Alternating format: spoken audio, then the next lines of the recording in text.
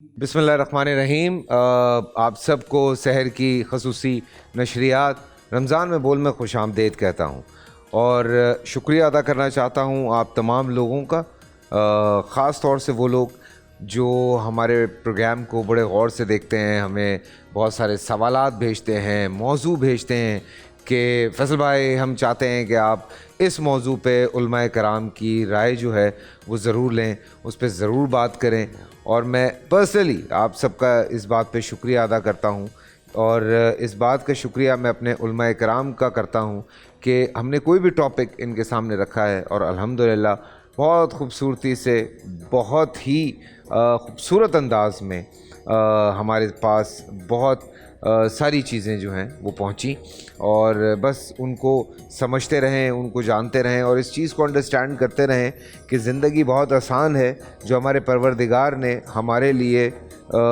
ایک آسانی جو سب سے بڑی پیدا کی وہ الحمدللہ قرآن پاک ہے، اور وہ ہم سب کے لیے بہت آسانی ہے اگر ہم اس کو انڈرسٹینڈ کریں، اس کو سمجھیں۔ زندگی کا کوئی بھی مسئلہ آپ کہیں کہ مجھے زندگی کا یہ بہت بڑا مسئلہ ہے، تو قرآن پاک میں اس حوالے سے آپ کو اس کا حل مل جاتا ہے۔ سو الحمدللہ اس بات پہ بڑا فخر ہوتا ہے، مجھے بڑی خوشی ہوتی ہے۔ میں بہت شکر ادا کرتا ہوں اپنے پروردگار کا کہ ایک ایسے گھرانے میں آنکھ کھول لی جہاں آنکھ کھولتے ہی اذان کان میں پڑ گئی، تو اس میں ہی اگر ہم شکریہ ادا کر لیں تو میرے خیال سے ساری زندگی شکر ادا کرتے کرتے کم رہ جاتی ہے۔ الحمدللہ ہم اچھی طرح کھاتے ہیں، پیتے ہیں، چلتے ہیں، پھرتے ہیں، دونوں ہاتھ کام کرتے ہیں، دونوں پاؤں کام کرتے ہیں، نظر آتا ہے، سنائی دیتا ہے، سونگھنے میں سب کچھ آتا ہے، جو کھاتے ہیں اس کا مزہ آتا ہے۔ سو اللہ کا بڑا شکر ہے کہ پروردگار نے اس طرح سے ہم سب کو بنا کے بھیجا ہے۔ زندگی میں کہیں کسی کے ساتھ اگر ایسی کوئی کمی بیشی ہوئی تو پروردگار نے اس کو اور بہت ساری چیزوں سے نوازا ہے، تو میرے پروردگار کی جتنی بھی تعریف کی جائے وہ کم ہے۔ آج کا بھی شو بڑا امپورٹنٹ ہے بیکاز ہم جس ٹاپک پہ بات کرنے والے ہیں اسلامی نظام تجارت اور ذخیرہ اندوزی، یہ دونوں بڑی امپورٹنٹ چیزیں ہیں۔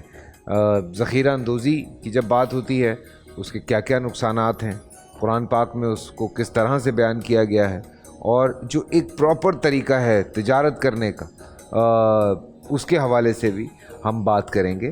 ہمارے ساتھ ہمارے علماء کرام یہاں پہ موجود ہیں۔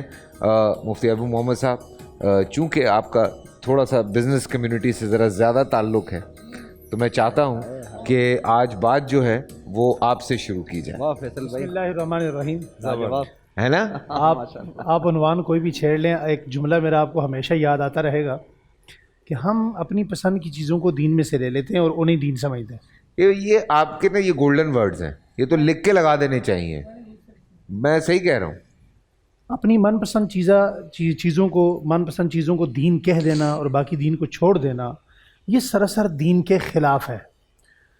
ایماندار تاجر کے لیے نبی کریم علیہ الصلاۃ والتسلیم کی دعائیں ہیں۔ ایماندار تاجر کے لیے آقا دو عالم صلی اللہ علیہ وسلم کی مبارک حدیث ہے کہ وہ قیامت کے دن نبیوں کے ساتھ، نیک لوگوں کے ساتھ، صالحین کے ساتھ ہوگا۔ ایک جگہ فرمایا کہ ایماندار جو تاجر ہوگا اللہ جل شانہ اسے اپنے عرش کا سایہ نصیب فرمائیں گے۔ اور یہ جو ہمارے ملک میں تجارت کا ایک سسٹم ہے، میرے خیال میں اس عنوان سے یہ بات وسعت اختیار کر کے بڑے دور نکل جائے گی۔ میں جس کمیونٹی میں بیٹھتا ہوں یا تاجر لوگوں کے پاس ہمارے چیمبر میں یا ہمارے ہاں لوگوں کے ساتھ بیٹھنا ہوتا ہے، میں کافی عرصے سے صرف دو چیزیں سمجھاؤں۔ ایک ہے اسلام کا معاشی نظام، ایک ہے کیپٹلزم، سوشلزم نظام، معاشی نظام۔ یہ دونوں آپس میں ٹکراؤ پیدا ہو رہا ہے ان کا آپس میں، اور یہ اتنا خطرناک ٹکراؤ ہے کہ اگر آپ اس کی باریک بینیوں میں جائیں گے تو آپ کو باقاعدہ طور پر ایک جنگ کی سی کیفیت نظر آئے گی۔ اور میں اگر اس کو لب لباب اور خلاصہ اور نچوڑ کے طور پر آپ کے سامنے عرض کروں تو وہ کیا ہوگا؟ وہ یہ ہوگا کہ اگر اسلام کا معاشی نظام غالب ہوگا تو دنیا کے اندر کسی فاسق اور فاجر بھی ایسا نہیں ہوگا جس کو حلال نہ کھانا پڑے۔ اور اگر اسلام کا معاشی نظام نہیں ہوگا، یہی نظام ہوگا، کیپٹلزم نظام، سوشلزم نظام، معاشی نظام، تو پھر دنیا کے ہر دوسرے نیک بندے کو، تبلیغی کو، صوفی کو، عالم کو بھی حرام کھانا پڑے گا معذرت کے ساتھ۔ یہ وہ تلخ جواب ہے جو آپ تجارت سے ریلیٹڈ لوگوں کے اندر بیٹھ کر آپ اس کا مطلب اخذ کر سکتے ہیں۔ تجارت کے اندر کتنی خطرناک برائیاں ہیں، اور اسلام نے کتنا خوبصورت تصور پیش کیا ہے تجارت کا، اور اس کے اندر سب سے زیادہ جو ذخیرہ اندوزی ہے، ذخیرہ اندوزی کے لیے تو حضور نے بددعا فرمائی ہے، اور ایک موقع پر یہاں تک فرمایا کہ اسے جزام کا مرض ہوگا اور موت سے پہلے یہ افلاس میں مبتلا ہوگا۔ فیصل بھائی، کروڑ پتیہ لوگوں کو دیکھا ہے، جب وہ ذخیرہ اندوزی کرتے ہیں تو اس وقت تو انہیں محسوس نہیں ہوتا، مگر میں نے بہت کم لوگوں کو ایسا دیکھا ہے کہ وہ بڑے امیر ہوتے ہیں، بڑے پیسے والے ہوتے ہیں، بڑے تگڑے ہوتے ہیں، لیکن ان کی موت اچھی ہوتی ہے۔ ورنہ میں نے اکثر لوگوں کو دو چیزوں کے اندر مبتلا دنیا سے جاتے دیکھا ہے، ایک کسی نہ کسی ڈینجر مرض کے اندر، اور دوسرا ان کو افلاس کے عالم میں، یعنی اگر انہوں نے مارکیٹ میں 10 کروڑ لینا ہے تو انہوں نے 20 کروڑ لوگوں کا دینا ہے۔ اللہ جل شانہ انہیں اس مرض کے اندر مبتلا رکھتے ہیں۔ ذخیرہ اندوزی کی اتنی مذمت فرمائی گئی۔ ذخیرہ اندوزی کی دو مختلف صورتیں ہیں۔ اب کچھ چیزوں پر ذخیرہ اندوزی کی جا سکتی ہے، جس طرح مثال کے طور پر کھال ہوتی ہے، چمڑا ہوتا ہے، لیدر ہوتا ہے۔ اب اس کا باقاعدہ ایک سیزن ہوتا ہے۔ یہ وہ پروڈکٹ نہیں ہے کہ جو پروڈکٹ خور و نوش سے تعلق رکھتی ہو یا روز مرہ کی اشیاء ہو، یہ اس ذخیرہ کے سیزن اندوزی میں پر تو نہیں آنے آئے گا نا، جی یہ تو ذخیرہ لیکن اندوزی خرد میں و نہیں نوش کی جو چیزیں ہیں انہیں ذخیرہ اندوزی کرنے والا ہاں کتنا خطرناک انسان ہے۔ اللہ کے نبی صلی اللہ علیہ وسلم نے فرمایا، یوں ہاتھ اٹھائے اور فرمایا اس ذخیرہ اندوز کے لیے جزام کا مرض بہتر ہے۔ اور ہمارے ہاں ذخیرہ اندوزی کس چیز میں نہیں ہوتی؟ اگر ہم اپنے بڑوں کو لیں، میں کبھی کبھی آج بھی ہم حضرت حسن پہ بات کر رہے تھے، پھر اسمبلی پہ بھی بات ہوئی، افطار کے اندر جب بات ہم کر رہے تھے تو میں سوچ رہا تھا کافی دیر میں اپنے کمرے روم تک جاتے ہوئے میں سوچتا رہا کہ ہمارے بڑے کون تھے اور ہم کیا کر رہے ہیں۔ کبھی ہم نے نہیں سوچا کہ یار اگر ہمیں کوئی غیر ہم سے پوچھ لے اور وہ ہمیں دیکھ کے کہے کہ اگر تم یہ ہو تو تمہارے بڑے کیسے تھے، کیا یہ بہت بڑا سوال نہیں ہے؟ اور اگر ہم اپنے بڑوں پہ جائیں تو غیر ہمیں دیکھ کر یہ کہے گا کہ یہ اتنے اچھے ہیں، ان کے بڑے کتنے اچھے ہیں، اور ہمارے بڑے کون تھے؟ پوری دنیا تلوار کے زور پہ فتح نہیں ہوئی۔ برونائی، انڈونیشیا، ملیشیا، یہ تجارت کی وجہ سے فتح ہوئے۔ یہاں صحابہ اکرام آئے، ان کی تجارت کی سیرت کو دیکھ کر حضرات صحابہ اکرام رضوان اللہ تعالیٰ علیہم اجمعین کو انہوں نے وہ ملک عطا کر دیے۔ آپ حضرات صحابہ اکرام کو دیکھیں، حضرت عثمان غنی رضی اللہ تعالیٰ عنہ کو سیدنا صدیق اکبر کے زمانہ میں مدینہ المنورہ میں قحط سالی ہو گئی، غلے کی کمی پڑ گئی۔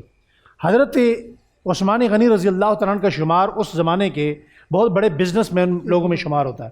آپ امپورٹ ایکسپورٹ کا کام کیا کرتے تھے، مدینہ سے کھجوریں بھیجا کرتے تھے، اور وہاں سے یمن سے آپ غلہ منگوایا کرتے تھے۔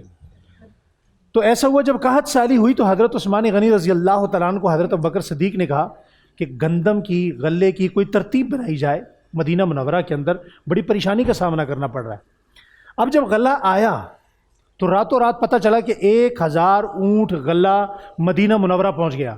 اب ساری رات جو مدینہ کے تاجر تھے وہ ساری رات پریشان رہے، یہ غلہ کس کا ہے؟ صبح کو معلوم ہوا کہ منڈی کے اندر یہ غلہ تو عثمان غنی کا ہے۔ اب جتنے تاجر تھے دائیں بائیں کے وہ سارے حضرت عثمان غنی کے پاس آ گئے۔ انہوں نے کہا جی آپ سیل کریں، ہم آپ سے خریدتے ہیں، آگے قوم کو ہم نے بیچنا ہے۔ حضرت عثمان غنی نے فرمایا مجھے کتنا منافع دو گے؟ انہوں نے کہا جی 1% آپ کو زیادہ دے دیں گے جو آپ نے خریدا۔ کہا جی مجھے اس سے زیادہ مل رہا ہے۔ انہوں نے کہا جی ہم 2% دے دیتے ہیں۔ کہا مجھے اس سے بھی زیادہ مل رہا ہے۔ کہا ہم 3% دے دیتے ہیں۔ کہا جی ہم آپ کو اس سے بھی زیادہ دیتے ہیں۔ حضرت عثمان غنی رضی اللہ تعالیٰ نے کہا آپ بہت کم منافع دے رہے ہیں۔ اب تاجر چیخ پڑے کہ آپ کو اس سے زیادہ منافع کون دے رہا ہے؟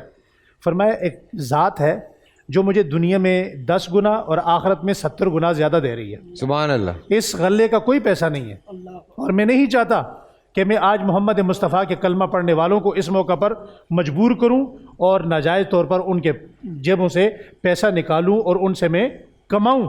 حضرت عثمان غنی رضی اللہ تعالیٰ نے کھڑے ہو کر وہ سارا کا سارا غلہ وہاں مدینہ میں بغیر کسی قیمت کے مفت تقسیم کر دیا۔ میرے حال میں بات کافی ہو گئی ہے۔ بول انٹرٹینمنٹ کے شوز دیکھنے کے لیے ہمارے چینل کو سبسکرائب کریں اور بیل آئیکن پر کلک کرنا نہ بھولیں۔